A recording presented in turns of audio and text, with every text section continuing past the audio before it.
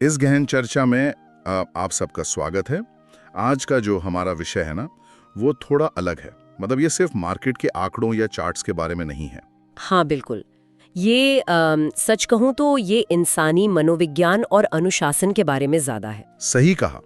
आज हम एक बहुत ही मशहूर निवेश विश्लेषक रोहन मेहता की 212 डिग्री फिलॉसफी और टर्टल वेल्थ मैनेजमेंट के निवेश सिद्धांतों पर एक गहरा विश्लेषण करने वाले हैं। और इस चर्चा का जो मुख्य उद्देश्य है वो ये समझना है कि एक आम निवेशक कैसे कंप्लीट ट्रेडर बन सकता है, उसकी मानसिकता कैसी होनी चाहिए। और इस पूरी फिलॉसफी का आधार एक बहुत ही दिलचस्प रूपक पट्टिका है। जैसे अगर हम पानी को 211 डिग्री फ़ारेनहाइट तक गर्म करते हैं तो वो सिर्फ बहुत गर्म पानी ही रहता है, बिल्कुल। लेकिन जैसे ही उसमें ठीक 1 डिग्री का और इजाफा होता है, यानी जब तापमान 212 डिग्री तक पहुंचता है तो पानी उबलने लगता है। और उस उबलते हुए पानी से जो भाप पैदा होती है ना, उसमें इतनी ताकत होती है कि वो एक पूरी ट्रेन को खींच सकती है। सोचने वाली बात है। निवेश की दुनिया में वो जो जादुई एक अतिरिक्त डिग्री है, वो कोई गुप्त फॉर्मूला नहीं है। वो असल में एक बहुत ही स्पष्ट प्रोसेस है या प्रक्रिया है। ये रूपक सच में बहुत सटीक है, क्योंकि शेयर बाजार में अक्सर लोगों को ये भ्रम होता है कि सारी सफलता किसी असाधारण आईक्यू या मार्केट की पहले से भविष्यवाणी करने से मिलती है। जबकि सच्चाई कुछ और ही है। मार्केट में जो भी लोग आते हैं उन्हें बेसिक बातें तो पता ही होती हैं। हाँ, लेकिन ये जो 1 डिग्री का अंतर है ना, ये डेटा पर आधारित प्रोसेसेस और एक हाई ईक्यू यानी भावनात्मक बुद्धिमत्ता से आता है। हमारे स्रोत इस बात पर बहुत जोर देते हैं कि लंबी अवधि में मुनाफे से ज्यादा वो प्रोसेस मायने रखता है जिसके जरिए वो मुनाफा कमाया गया है। एकदम सही। अगर आपका प्रोसेस सही है तो मुनाफा तो बस उसका एक बाय प्रोडक्ट बन जाता है। एक सफल निवेशक वो बिल्कुल नहीं है जो कल की खबर आज जानता हो, बल्कि वो है जिसके पास हर स्थिति से निपटने का एक पहले से तय सिस्टम हो। लेकिन देखिए, मुनाफे से ऊपर प्रोसेस को रखने का ये विचार सुनने में तो बहुत अच्छा लगता है। पर इसे लागू करना थोड़ा मुश्किल हो सकता है। हाँ, मुश्किल हो सकता है अगर सिस्टम बहुत जटिल हो। इसी संदर्भ में स्रोतों में एक बहुत ही व्यवहारिक मैकडॉनल्ड्स टेस्ट का जिक्र किया गया है। ओह हाँ, मैकडॉनल्ड्स टेस्ट। मतलब मैकडॉनल्ड्स इतना सफल इसलिए नहीं है कि उनके पास दुनिया के सबसे बेहतरीन शेफ हैं। बिल्कुल नहीं, उनकी सफलता इसलिए है क्योंकि उनका सिस्टम इतना आसान और स्टैंडर्ड है कि कोई भी नया कर्मचारी बस कुछ ही दिनों में उसे सीखकर लागू कर सकता है। और ट्रेडिंग सिस्टम के लिए भी ठीक यही पैमाना बताया गया है। एक अच्छी निवेश रणनीति इतनी आसान होनी चाहिए कि जिसे शेयर बाजार की बस थोड़ी सी समझ हो, वो भी बिना कंफ्यूज हुए उस पर चल सके। आजकल देखा जाए तो इन्फॉर्मेशन ओवरलोड एक बहुत बड़ी समस्या बन गई है। हर मिनट नई खबरें आती हैं, भारी भरकम फाइनेंशियल जार्गन होता है, और सोशल मीडिया का शोर तो है ही। ये सब एक निवेशक के दिमाग को पूरी तरह उलझा देता है। और ये जो जानकारी की अधिकता है ना, ये असल में फैसला लेने की क्षमता को कमजोर करती है। जब किसी सिस्टम में बहुत सारे वेरिएबल्स आ जाते हैं तो हर एक ट्रेड एक बहुत ही तनावपूर्ण अनुभव बन जाता है। इस तनाव से बचने के लिए ही रोहन मेहता की फिलॉसफी में एक बड़ा गहरा और थोड़ा आध्यात्मिक दृष्टिकोण सामने रखा गया है।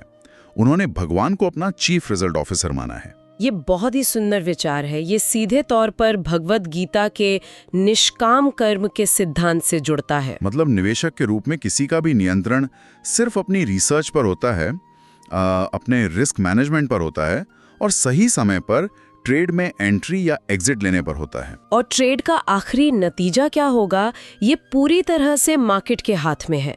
जब इस बात को लोग सच में स्वीकार कर लेते हैं ना, तो मार्केट के रोजाना उतार चढ़ाव से होने वाली घबराहट खुद ब खुद खत्म हो जाती है। और यही मानसिक शांति एक थके हुए ट्रेडर और एक शांत निवेशक के बीच का सबसे बड़ा फर्क है। इसको समझने के लिए स्रोतों में एक बिल्डर का बड़ा अच्छा उदाहरण दिया गया है। हाँ, वो बिल्डर वाला उदाहरण। जब कोई बिल्डर एक बड़ी बिल्डिंग बनाना शुरू करता है तो वो सारा दिन साइट पर कुर्सी डालकर एक एक ईंट को रखते हुए नहीं देखता, ये सीमेंट को सूखते हुए नहीं देखता। वो अपना ब्लूप्रिंट बनाता है, अपने एक्सपर्ट्स को काम सौंपता है और एक तय समय के बाद जाकर प्रोग्रेस चेक करता है। निवेश में भी बिल्कुल यही नजरिया चाहिए। हर मिनट स्क्रीन पर वो लाल और हरे रंग के टिक बाय टिक उतार चढ़ाव देखने से सिर्फ भावनाएं भड़कती हैं। सही कहा। बार बार पोर्टफोलियो चेक करने से अक्सर लोग घबराकर अपनी ही बनाई हुई योजना को तोड़ देते हैं। और स्क्रीन को लगातार घूरने की ये आदत मुख्य रूप से नुकसान के डर से पैदा होती है और यहीं से निवेश मनोविज्ञान का एक बहुत ही विरोधाभासी लेकिन सबसे जरूरी सिद्धांत सामने आता है। आप हैप्पी लॉस की बात कर रही हैं ना? बिल्कुल, हैप्पी लॉस यानी खुशी खुशी अपने नुकसान को स्वीकार करना। मार्केट में टिके रहने के लिए ये मानना जरूरी है कि नुकसान इस खेल का एक हिस्सा है। लेकिन उस नुकसान को देखने का नजरिया क्या है, ये सब कुछ बदल देता है।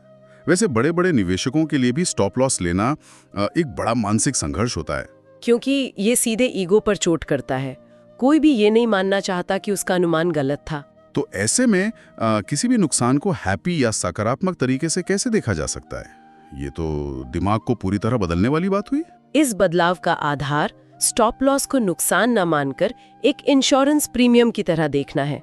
जैसे हम कार चलाते हैं तो सीट बेल्ट किसी एक्सीडेंट के बाद नहीं पहनते, बल्कि सफर शुरू करने से पहले ही बांध लेते हैं। एकदम सही। इसी तरह किसी भी ट्रेड में पैसा लगाने से पहले ही ये तय होना चाहिए कि अगर अनुमान गलत निकला तो किस कीमत पर बिना किसी बहस के बाहर निकलना है।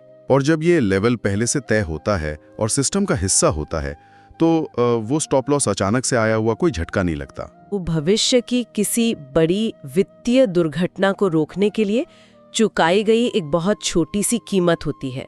इसीलिए अनुशासन के साथ लिया गया हर स्टॉप लॉस एक हैप्पी लॉस है, क्योंकि उसने आपकी बची हुई पूंजी को डूबने से बचा लिया। सीट बेल्ट का ये नजरिया सच में ईगो को किनारे रखने में बहुत मदद करता है। इसके ठीक उल्टी एक और आदत है जिसे मार्केट में सबसे बड़ा पाप माना गया है, नुकसान वाले शेयरों को एवरेज करना, जिसे एवरेजिंग अ लूजर कहते हैं। हाँ, ये बहुत ही आम गलती है।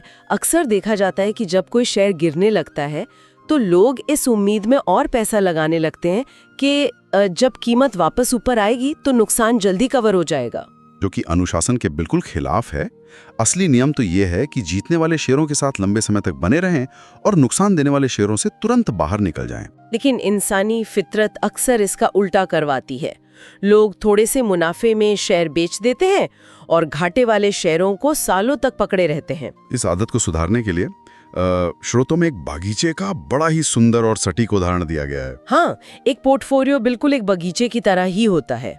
हैप्पी लॉस के सिद्धांत का मतलब है बगीचे से जंगली घास या खरपतवार को सही समय पर पहचानकर उखाड़ फेंकना। और मुनाफे में बने रहने का मतलब है अपने सुंदर फूलों को लगातार पानी देना और उन्हें आगे बढ़ने का समय देना। नुकसान को एवरेज करने का तो सीधा सा मतलब ये हुआ कि कोई जंगली घास को खाद और पानी दे रहा है। और छोटे से मुनाफे में बाहर निकलने का मतलब है कि कलियों को फूल बनने से पहले ही काट दिया गया। ऐसे तो कभी कोई हरा भरा बगीचा तैयार ही नहीं हो सकता। बिल्कुल, ये उदाहरण चीजों को बहुत स्पष्ट कर देता है।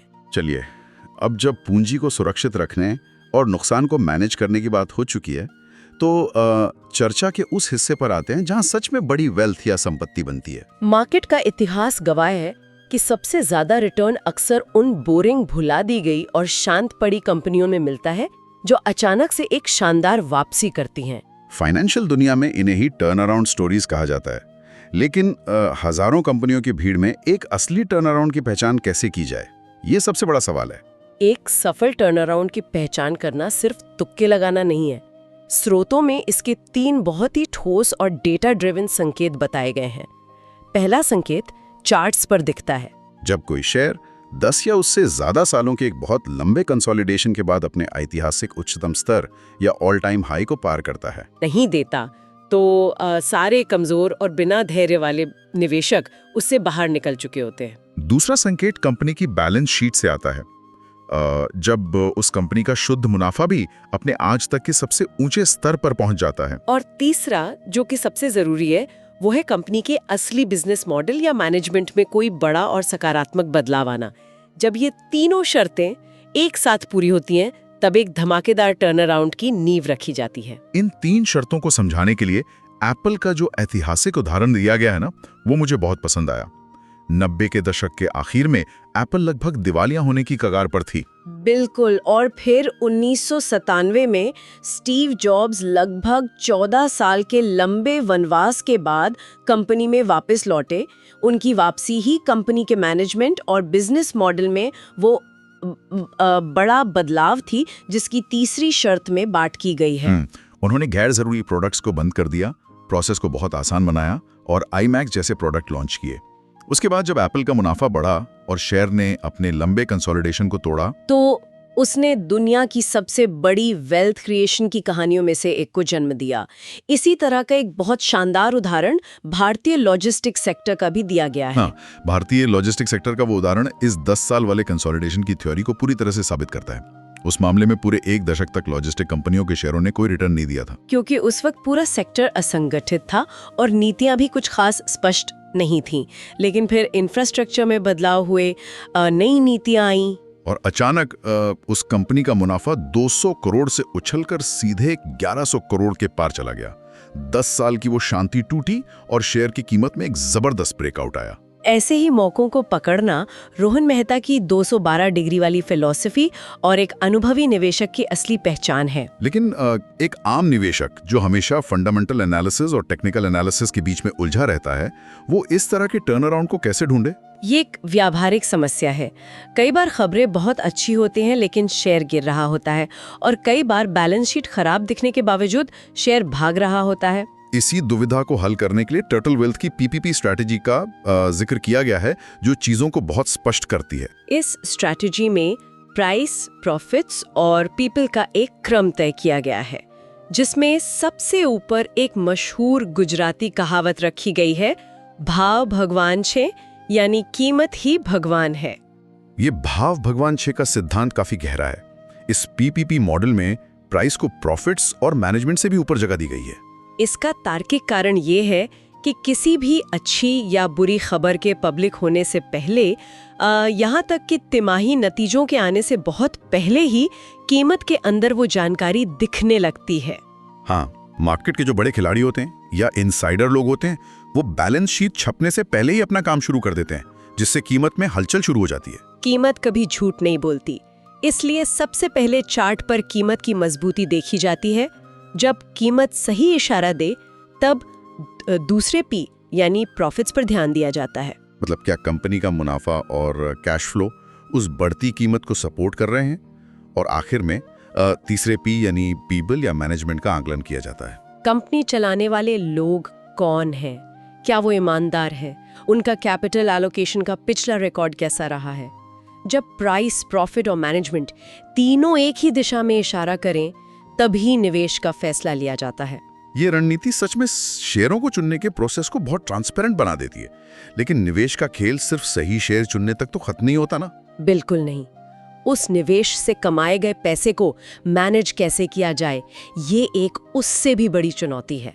हमने देखा है अक्सर लोग ट्रेडिंग से आने वाले मुनाफे को अपने घर के महीने के खर्चों में मिला देते हैं, या फिर लंबी अवधि के लिए किए गए निवेश को अचानक किसी जरूरत के लिए बेच डालते हैं। इस फाइनेंशियल गड़बड़ी को सुलझाने के लिए स्रोतों में EPW मॉडल का एक बहुत ही अच्छा और प्रैक्टिकल ब्लूप्रिंट पेश किया गया है।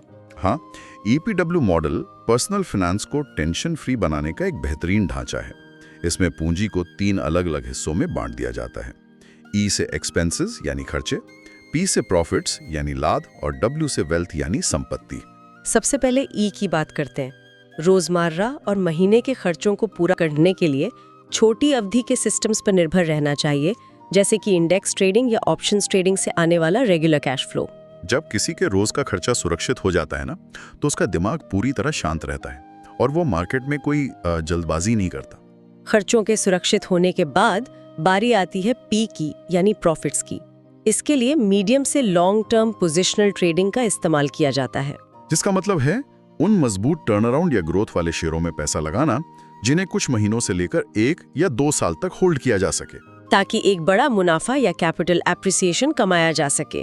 ये हिस्सा ही दरअसल आपके पोर्टफोलियो को रफ्तार देता है। और इसके बाद आता है सबसे अहम चरण, W यानी वेल्थ। शॉर्ट और मीडियम टर्म से जो भी मुनाफा बनाया गया है उसे असली संपत्ति में बदलना बहुत जरूरी है। ये पैसा उन लंबी अवधि के एसेट्स में जाना चाहिए जो दशकों तक कंपाउंड होते रहें। इसमें कंजम्पशन बेस्ड मजबूत कंपनियों के शेयर हो सकते हैं या फिर रियल एस्टेट जैसी फिजिकल संपत्ति। EPW मॉडल की सबसे बड़ी खासियत यही है कि ये तय करता है कि आपके रोजाना के खर्चों का दबाव कभी भी आपके लंबे समय के निवेश पर ना पड़े। पूंजी के इस अलगाव के कारण ही एक निवेशक मार्केट की उठापटक के बीच भी चैन की नींद सो पाता है। ये अलगाव और अनुशासन सच में 212 डिग्री के उस शांत पहलू को मजबूत करता है जिस पर हमने शुरू में बात की थी। लेकिन ये चर्चा सिर्फ पैसे और चार्ट्स तक ही सीमित नहीं है। स्रोतों में निवेश के एक और पहलू पर बहुत जोर दिया गया है, जो ह्यूमन फ्रेंडली या पर्यावरण के अनुकूल निवेश से जुड़ा है। यहाँ ये साफ करना जरूरी है कि हम इस चर्चा के जरिए सिर्फ स्रोत सामग्री और उनके दर्शन का निष्पक्ष रूप से विश्लेषण कर रहे हैं। हम किसी खास विचारधारा, पर्यावरण नीति या नैतिक मानदंडों का समर्थन या विरोध नहीं कर रहे हैं। बिल्कुल, हम तो बस ये समझने की कोशिश कर रहे हैं कि ये उनके ट्रेडिंग सिस्टम का हिस्सा कैसे बनता है। उनके दर्शन के अनुसार एक कंप्लीट ट्रेडर की सोच सिर्फ अपने बैंक अकाउंट तक ही नहीं होती, बल्कि इस बात पर भी होती है कि उसकी पूंजी किस तरह के बिजनेस को आगे बढ़ा रही है। इस दृष्टिकोण में वीगन, क्रूअल्टी फ्री और पर्यावरण के प्रति जिम्मेदार ESG कंपनियों में निवेश करने की बात कही गई है। और इसका एक सीधा सा नियम ये बताया गया है कि तंबाकू, शराब, हथियारों या पशु क्रूरता से जुड़े किसी भी बिजनेस में पैसा बिल्कुल नहीं लगाना चाहिए। इसके पीछे का जो तर्क है वो सिर्फ नैतिक नहीं है, बल्कि इसमें एक बहुत मजबूत बिजनेस की समझ भी दिखाई देती है। हाँ, अगर कोई कंपनी ऐसे प्रोडक्ट बना रही है जो समाज या पर्यावरण को नुकसान पहुंचाते हैं, तो छोटे समय में भले ही वो कितना भी मुनाफा दिखाएं, लंबे समय में उन पर कड़े सरकारी नियमों, मुकदमों और समाज के बदलते नजरिए का एक बहुत बड़ा जोखिम हमेशा मंडराता रहता है। एक बहुत ही समझदारी भरा तरीका माना जा सकता है। यही वजह है कि इस पूरी 212 डिग्री फिलॉसफी को सिर्फ शेयर खरीदने और बेचने की तकनीक की तरह नहीं, बल्कि एक पूरी लाइफस्टाइल के रूप में देखा गया है। सच में, जब कोई निवेशक एक तय प्रोसेस पर चलता है, हैप्पी लॉस के जरिए अपने नुकसान को एक इंश्योरेंस प्रीमियम की तरह खुशी खुशी स्वीकार करता है और भरोसे भगवान 6 के सिद्धांत पर पूरा भरोसा रखता है, उसके अलावा अपने पैसे को EPW मॉडल में व्यवस्थित करता है, तो वो इंसान सिर्फ पैसा ही नहीं कमाता बल्कि दिमागी शांति भी हासिल करता है। यही तो वो एक अतिरिक्त डिग्री है जो उबलते हुए पानी को भाप में बदलकर एक ऐसी ऊर्जा पैदा करती है जिसे रोकना नामुमकिन सा हो जाता है। इस जबरदस्त चर्चा को समेटने से पहले क्यों ना इन सभी सिद्धांतों को शेयर बाजार की स्क्रीन से थोड़ा बाहर निकालकर जिंदगी के एक बड़े दायरे में देखने की कोशिश करें। बिल्कुल। आखिर आज बात हैप्पी लॉस और पूंजी को मैनेज करने वाली EPW मॉडल की जो हुई है। सोचें, अगर कोई इंसान इन निवेश सिद्धांतों को सिर्फ पैसों तक ना रखकर अपने खुद के समय, अपनी रोजाना की ऊर्जा और अपने आपसी रिश्तों पर भी लागू करे तो क्या होगा? ये सच में एक बहुत बड़ा सवाल है ना?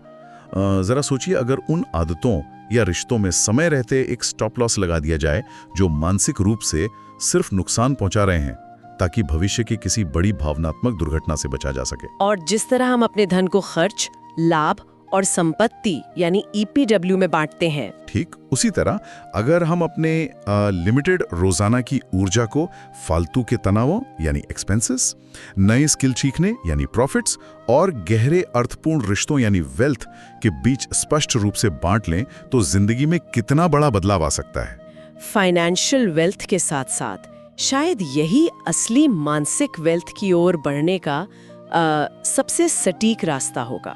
ये सच में एक ऐसा विचार है जिस पर किसी को भी फुर्सत में गहराई से सोचना चाहिए।